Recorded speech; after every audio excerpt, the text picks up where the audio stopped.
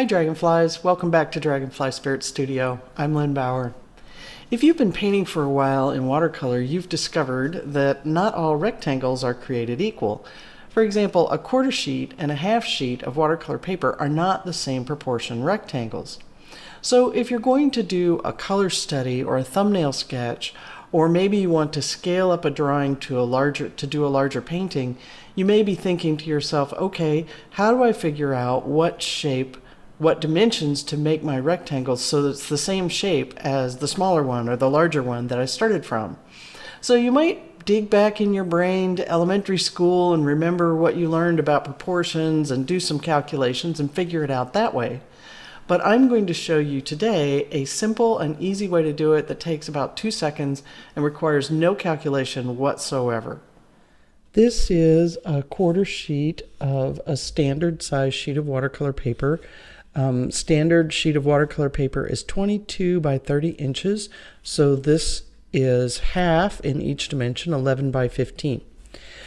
For the first project in my Watercolor Skies workshop, I wanted to work on a larger sheet of paper just to make it a little easier for people to see what I'm doing. And I wanted it to be the same shape. Here's how you figure that out. Match up the corners on one side, and then take a long ruler or yardstick and go from corner to corner on your small sheet. And if your corners all line up, then these two rectangles are the same shape. If I wanted to do a small color study on this little rectangle, you can tell right away that this is too long and skinny. But to figure out where to tear it, all I have to do again is line up the corners of the rectangles on this side, place my ruler or yardstick so that it runs through the opposite corners on the larger sheet, and then this is the spot where I should fold and tear my small sheet to make a rectangle the correct shape.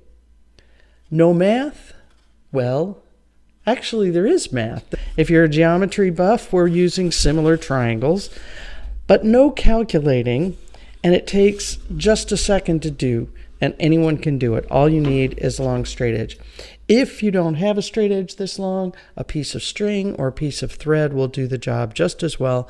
Anything that allows you to make a straight line and see that all of your corners line up.